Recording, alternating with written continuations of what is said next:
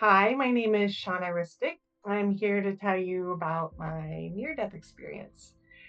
So, it happened when I was 19 years old. I was just graduated from high school and trying to figure out what it means to be a woman in the world and to create a life, and was modeling and trying to figure out that whole industry, and had just started working in bars because that was a way for me to make a little bit of extra cash and be able to leave for go-sees or for modeling experiences or whatever needed to happen. But as I was working in that life, I got a little bit disillusioned about what it means to be a woman in the world and sort of felt really disappointed by it all, and decided that I was really ready to renege my contract.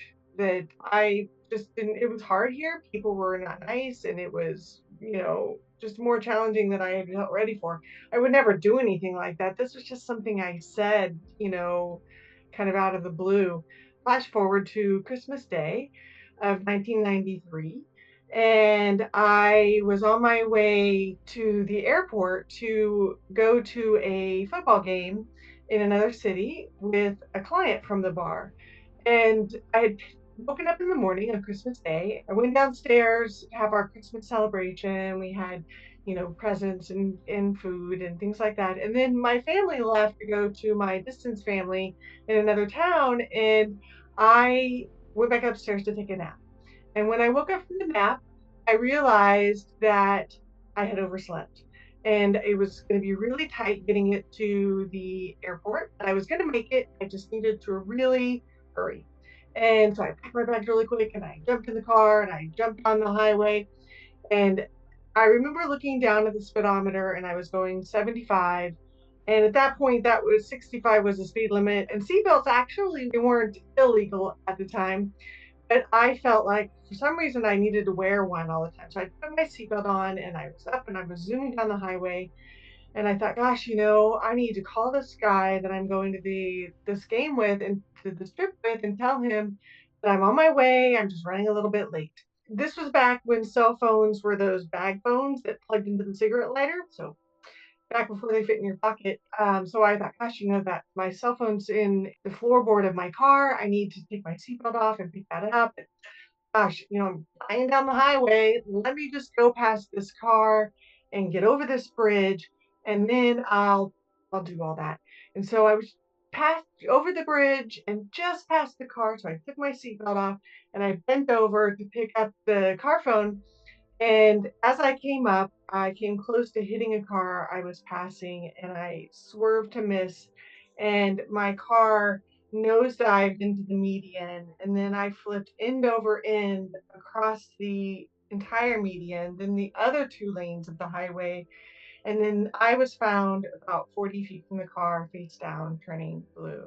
The miracle that happened was that the car right behind me was a nurse, and the next car coming from the other direction was also a nurse. So there were two nurses that were immediately there, and they just did what they could do to sort of put things back together and hold my airway open as best as possible. But I don't remember any of that. I was completely out of body at that point. And they ambulanced me to the town that I was living in because there was a trauma nurse or trauma doctor there who happened to be there that day. She was only there twice a month, and it happened to be that day. So she could do a tracheotomy or do tubes down the nose, so I didn't have to have a tracheotomy, and she could stabilize me as best they could. And then they life flighted me to Kansas City, where I spent a month in a coma. That's pretty much what happened on this side. Now, what I remember is swerving to miss the car and crashing. And then the next thing that I remember is I'm opening my eyes and waking up in this amazing white lit room. It's completely bright white light.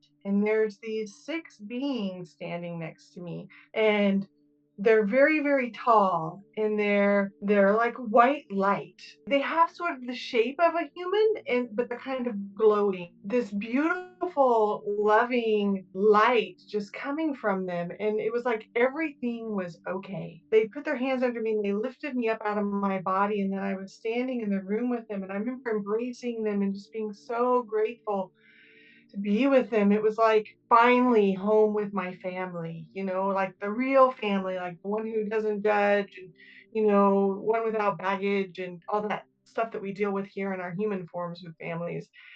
And the thing that I really learned from them, and when looking back and really sitting with this and describing that energy, that love, because when you say love, it's not love with all the attachments that we have on in all the conditions that we have in our human sort of perspective of love. It's really like reverence. They want nothing but what's the best for us, or for at that moment, speaking in first person for me. They wanted what was the best for me, but not with the conditions of, if I accept their wanting the best, that they'll feel better, or, with an agenda, or with any of that that we're used to when someone offers you something. It was really just like this unconditional love, this total reverence and appreciation for what I had come to do. And they shared that with me about what I had come to do. And I understood later that, really I came here to help people find their way home and remember and realize the same state that I was in at that moment. And when they look at me that way with this reverence and this total unconditional love that they're giving to me, and wanting what's best for me and wanting me to succeed and wanting me to do what it is I committed to coming here to do. When I accept that and when I receive that, then that in itself is reciprocity. That in itself is the gratitude and the receiving that they get in return. And then they were showing me, as I said, what I came to do. And I didn't remember it all at the very beginning, but over time, and especially when I came out of the coma, I remembered that I had come here to really help people remember who they are. And they showed me what I'd done up to this point, and at that point, I really felt how much my actions and saw, but not just seeing, it was like seeing like a circumstance between me and my best friend at the time, but really feeling how he felt by my actions and really feeling what I had done and how I had been with someone really affected them, so that I understood fully my own actions, but in the ability to receive that as well. They really showed me that. And then they showed me also what would be possible from here on out. And boy, I sure wish I would have had like a map laid out from that point on, but I did know that things were going to have to radically change. Everything was going to be different. And boy, was it. The next thing I remember is them showing me, it was sort of a debate whether I was going to come or stay, because I had said I was ready to go. And here was my options. Was I going to stay or was I going to go? And for a long time afterwards, I felt a little bitter, like I didn't have a choice in the matter. But over time, I've come to understand that it was a mutual choice between us. Was I staying or going? But at this point in my memory of what was happening, they were showing me how it's kind of like how it's all connected, how each of us is connected infinite ways to everyone else and to each other. And it's like looking out of an airplane at night and you see over a city, and you see all those lights on the city in the landscape. And each of those lights is connected to other lights. And they're all just this vast network of love and of light in kind of basking in love, because that's sort of the foundation of it all. And if one light goes out, it creates like a power surge that creates, dims or completely extinguishes other lights all around it, and some, across the globe. And just seeing how we're all so connected and that we don't realize how much our own light affects the entire grid of everybody around us. And so they explained that, or they showed that to me as well, even on a concrete personal level, how me leaving would affect like my brother, like how he would be with women. Would he ever have a relationship or really get married or even be able to, it would completely change his trajectory in life. and others as well. And interestingly enough, what I found out later was that there were many people on this side praying for me and sending prayergrams. When I came out of the coma, my mother had saved all the letters that people had given me, and there were hundreds of prayergrams from churches from people that I didn't even know that were putting energy out there to pull me back. My family had stayed in the waiting room and kind of camped out there, and you could only see me twice a day throughout those first 2 weeks of the coma. Most of my family was camping out in the waiting room in order to just have a moment to come in and see me, but pulling me back. And I remember looking down from my hospital room, and I saw my body in the bed just broken, and remember seeing it. Wow. And seeing this broken body there in this sort of lifeless form, and I saw my mother sitting next to me and holding my hands and sort of praying. And I remember thinking, oh my God, what did I do? And then I sort of snapped out of it and went back into sort of this darkness space that I was in most of the time. The last thing that I remember really was the circle of those beings. There were probably about 12 of them, and they were all in a really large circle in this room. And I was amongst them, and they were all debating whether I was to come or go. And like I said, for a long time, I thought I didn't really have a choice because I really remembered that circle. But over time, I've come to realize that it was a joint decision. And once that decision was made, I began to come back. It's not like the movies where when you come back, you sort of pink back into body and you're like, what did I miss? And everything's fine. It took a really long time to get back into body and to really be able to integrate back in here after going so far out and so far away, back with these beings that feel more like home, and experiencing this loving space that felt more like home. As I was coming back, I remember a moment where I was still not fully awake, but I came out of the coma for a brief moment, and my friend, I was sitting there, and he had been staying with my family in the waiting room, and he was in his turn to be in the room with me. And this was, I think, about 3 or 4 weeks after the accident. So I was still in the coma. And I woke up, and I remember laying there and just kind of looking at him and just willing him to wake up. Please wake up. Please wake up.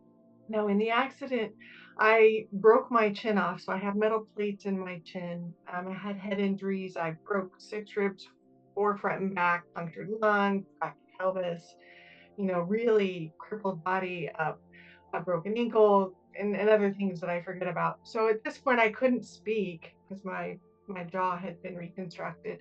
And I remember just wishing him awake, and he woke up and he said, oh, Donna, you're awake.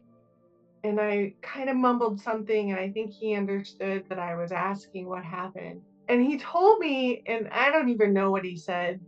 I don't remember that. But what I remember is the way the room felt. Remember that full, pregnant potentiality, that loving fullness was here, was on this side. That fullness and that okayness and that love and that everything is as it should be, and you are loved and you are okay. And we are grateful for what you're doing here. That whole feeling of support and love that I felt on the other side, it was here too. It's the foundation of this place too, of this side. And I could feel that. I could feel that in the room, just pulsating. And I remember just marveling at it's here too. It's all that is. It's all that is. We've just been just the illusions of our day-to-day karmic life that we forget about what the truth is and who we are. And that truth of who I am and that feeling of homeness and support and love that I felt on the other side, it's here too. And I just remember feeling that, and then I couldn't hold awakeness anymore. It was too much effort to stay in body. And so I just sort of fell back again, back into this deep deep space. And then the next thing that I really remember is there was a moment where they would strap my body into a wheelchair and wheel me to therapies. I was not in body at most of those times. I kind of have a memory of being strapped in and hating it because I felt like my body was going to slip out and they were going to run over me. And they wheeled me to PT, and I kind of had a memory of at one point them holding me up, and I'm thinking, this is ridiculous. I'm not even in this body. How are you going to make me walk? But what I really remember is that after that session and in the wheelchair, and I wasn't too much in body, but I remember kind of wrapping into body and they're wheeling me down the hallway. And I remember seeing this person coming towards us that was also in a wheelchair. And remember as they got closer and closer, thinking, wow, what happened to that person? They are really messed up. And as it got closer and closer and closer, I realized it was a mirror and that was me. And I thought, wow, I've really done it this time. And at that point, I snapped right back out of body and didn't remember a whole lot after that. And from that point on, I don't really remember a whole lot until they transferred me to the neurological hospital. And I dropped in to the body once they gave me a hot bath. That was just the way that my body had always relaxed. And once that happened, I started really coming back in more and more and more. And then further down the line, as I healed and got out of the hospital, they told my parents to expect me to be in the hospital, the neurological hospital. So I was in the coma and in the intensive care unit for about a month. And then they transferred me to a neurological hospital and said I'd be there for 4 to 6 months. And they should not expect me to live on my own or be able to go back to school or be independent. But I did it in 4 weeks and I was out on my own. And within a few months, I was living on my own again and going back to school. But at some point after all I'd been through, and I coming back after that, it's like being totally blasted open. It's like we all have our light inside us, this beauty that we are, that I really dropped into and became aware of there and saw that in these beings as well. And they have very much emphasized that I am like them, and so are you. But over time, after coming back and really working hard and having all those filters kind of blasted off and being purely in that love space and seeing nothing but the light in other people, I mean, you can see it in each other's eyes. And I remember that I could really see that, but I didn't have the capacity to notice the shadows that might influence how they're going to behave or react to me. And so I often would get hurt or taken advantage of or manipulated. And that was sort of a challenge for me. At the same time, it was so challenging to see the hurtful things that we do to each other. And I really was struggling with that. And so I went into a bit of a depression and started having thoughts about, maybe I was wrong about coming back. Maybe I'm feeling a little bitter because I felt like didn't have a choice in the matter, but I couldn't end it. I mean, that was really bad. I mean, after all we've gone through bringing me back, I couldn't like disappoint all those people now. And I started journaling and I would just write and write, and all these thoughts and these questions would start coming out and coming out and coming out. And after a while, I kind of go into a trance, just sort of regurgitating mental stuff. Then when I would read it later, I would notice that something had started to respond. Something was answering my questions. And it had happened through my hand, but it was not my voice. And that's when I started communicating with that council that I had met on the other side while I'm on this side. And they have become huge confidants for me, huge supporters, and have helped me in my path. And I really wondered, I know I came here to help people find their way home. I know I want people to know what I discovered on the other side about this love is the foundation of it all. And we are all this beauty inside. Just step into it and love it, and this reverence and reciprocity, it doesn't have to be so much baggage. I mean, I knew I wanted to do that, but I had no idea how to do that. And then in my journaling, they started explaining to me how to notice when things open you. So when you drop into that truth of self, we call this intuition, and there's plenty of people out there want to tell you it's not true. But when you drop into that truth of you, and it's not up here in the mind and pushing forward and thinking about it, it happens more when we sort of fall back in that relaxed state and we drop into ourselves, into our own essence. Then you can notice when something really resonates with you and it is the right path for you, it expands you and it draws you to it. And when it's not the right path for you, it contracts you and sort of pushes you away. And they explained this to me. So I started playing with that. And, I was kind of going through this, well, how do I find my way? And then lo and behold, once I surrendered to it, things started lining up. And I met a woman who was a massage therapist, which at that time I didn't even know that was a valid profession. And she had a lot in common with me. And I asked her, I said, I had this experience and I don't know what to do about it. And I don't know why I'm depressed all the time. I'm so unhappy. I'm working in this job at this restaurant and I'm supposed to, I'm doing just fine. I have everything I'm supposed to want. I've got a decent car. I've got a good boyfriend. I've got, this good job. And this was maybe 2 years after the accident. I said, well, why am I miserable? And she said, well, maybe you're not doing what you're supposed to be doing. I was like, well, what am I supposed to do? And she suggested, well, go check out this massage school. And I went there. And as soon as I walked in, it was like, it opened. And it was like, yes, this is it. And that started my path into doing healing work. And it's been quite a ride. And I'm so grateful to share this with you and to be at a place where I can remind you of who you are and hopefully help you find a little bit of why you came to and find your way home. Thank you.